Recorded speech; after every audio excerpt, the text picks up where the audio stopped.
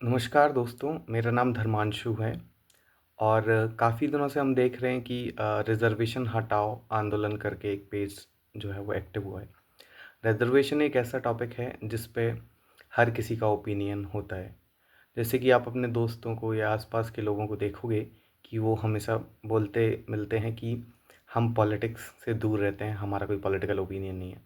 पर मुझे ऐसा लगता है कि भारतीय समाज में रिज़र्वेशन जैसे ही मुद्दे के बारे में बात होती है तो हर किसी का कोई ना कोई कुछ ओपिनियन होता ही होता है। तो एक तरीके से एक लिटमस टेस्ट भी है कि रिज़र्वेशन पे आपका क्या ओपिनियन है, वो एक तरीके से आपके पॉलिटिकल ओपिनियन को भी डिसाइड करता है।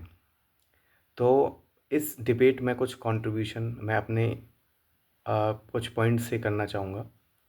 पहले तो हमको ये देखने को मिलता है कि सबसे पहला आर्गुमेंट जो आता है, जो रिज़र्वेशन के अगेंस्ट होते हैं, कि रिज़र्वेशन इकोनॉमिक बेसिस पे होना चाहिए। पर इसी आर्ग्यूमेंट को अगर हम थोड़ा और देखने का कोशिश करते हैं, तो अभी हम देखते हैं कि इंडिया में रिज़र्वेशन जो है वो वुमेन को, डिफरेंटली एबल्ड को और कास्ट बेस्ड रिज़र्वेशन है। मोटा-मोटा एक इन फॉर्म में तो रिज़र्वेशन हमको देखने को मिलता भी है। कुछ जगह रेसिडेंस भी है, बट अगर हम इन 3 को भी इंक्लूड करते हैं तो ज़्यादातर रिज़र्वेशन के फॉर्म्स से हम डील कर सकते हैं। तो मैंने जब भी देखा है तो विमेन रिजर्वेशन में और डिफरेंटली एबल्ड के लिए जो रिजर्वेशन मिला है उसमें मुझे ये इकोनॉमिक आर्गुमेंट गायब देखने को मिलता है, विच मीन्स कि जैसे ही कास्ट रिजर्वेशन का एक इम्पॉर्टेंट टूल बनता है, वैसे ही वहीं आपको ये इकोनॉमिक आर्गुमेंट देखने को मिलता है। अदरवाइज जब वेमेन के बारे में या डिफरेंटली एबल्ड के बारे में बात होता है तो वहाँ ये इकोनॉमिक कैटेगराइजेशन के बारे में बात नहीं करता है। I have not heard people saying कि गरीब महिला को लाइए, गरीब डिफरेंटली एबल्ड को लेके आइए। तो एक तरीके से इतना तो क्लियर होता है कि इकोनॉमिक एक बेसिस नहीं होना चाहिए रिजर्वेशन का। अब हमको एक चीज़ समझना पड़ेगा, हम क्यों बोल रहे हैं कि इकोनॉमिक बेसिस नहीं होना चाहिए, क्योंकि रिजर्वेशन जो है वो एक पावर, आपने ये सुना होगा कि reservation is not a poverty alleviation programme, which means कि स्टेट का काम, इंडियन स्टेट का काम ये नहीं है कि आप गरीब हैं तो आपको एक जॉब दे दी जाएगी, ये आपका अपवर्ड मोबिलिटी होगा इससे। क्योंकि इंडिया में बहुत बड़ा तबका जो है वो गरीब है, वो अपनी बेसिक नेसेसिटीज़ को फुलफ़िल करने में असमर्थ है। तो ये तो हो नहीं सकता। पॉइंट ये है कि इंस्टीट्यूशंस का मेरे हिसाब से मोटा-मोटा 2 गोल होता है, एक पॉलिसी बनाना और एक पॉलिसी को इम्प्लीमेंट करना।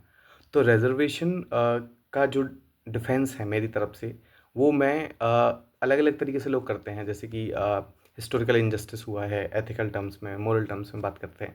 पर मैं आज जो है आपसे बात करना चाहूँगा प्योरली रिजर्वेशन को प्रैक्टिकल टर्म्स में, कि क्या फ़ायदा होता है रिजर्वेशन का। तो मानना ये है कि representation is equals to reservation. Reservation एक सबसे रिजर्वेशन में सबसे बड़ा इम्पोर्टेंट मेरे लिए जो समझ है वो है रिप्रेजेंटेशन का। और रिप्रेजेंटेशन इसलिए इम्पॉर्टेंट है क्योंकि इंस्टीट्यूशंस बहुत ही भद्दे लगते हैं अगर वो रिप्रेजेंटेटिव नहीं होते हैं।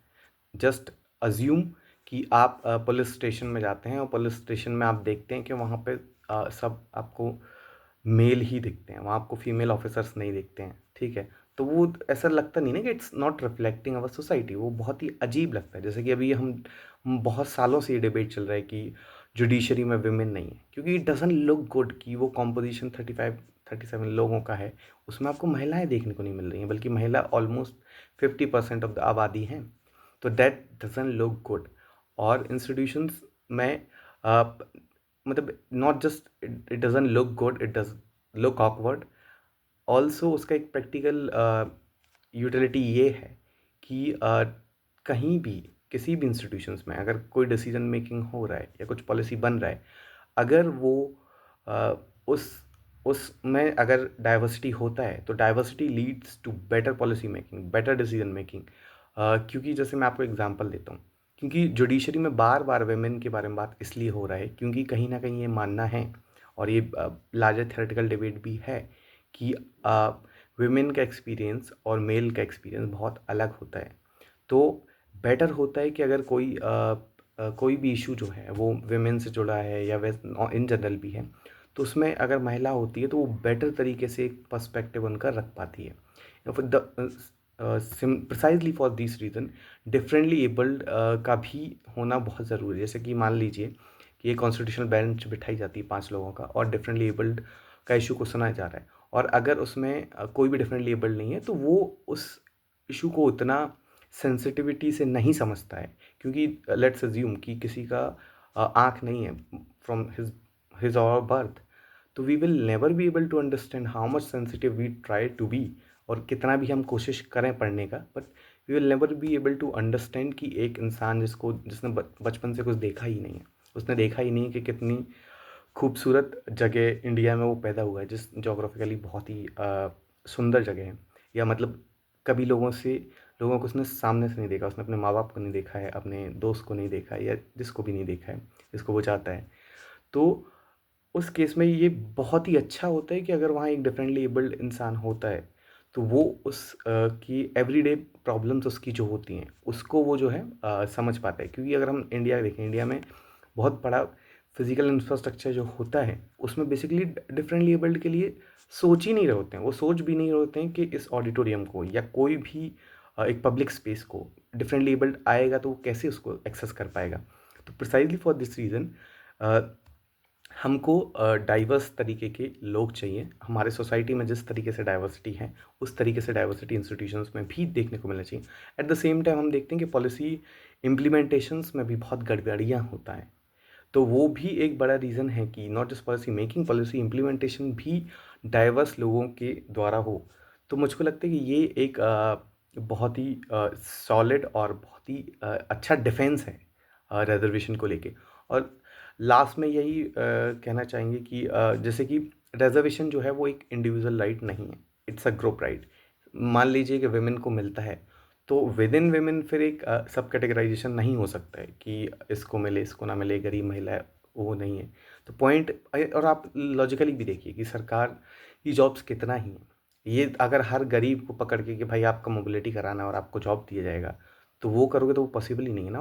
और जिस तरीके से मैं बता रहा हूँ कि रिजर्वेशन का गोल जो है वो डाइवर्सिटी के साथ कैसे अलाइन करता है, उस केस में पॉइंट यही है कि आपको बेस्ट लोग जो हैं उस कैटेगरीज में, उनको आप लाइए, और वो जो है अपने कैटेगरी के लोगों की जो भी प्रॉब्लम्स हैं, जो भी इश्यूज़ हैं, जिस तरीके से पॉलिसी बनना चाहिए उस पे वो काम करें, और वो यहाँ लोगों को बताएं, और फिर उस तरीके से पॉलिसी बने और इम्प्लीमेंट हो।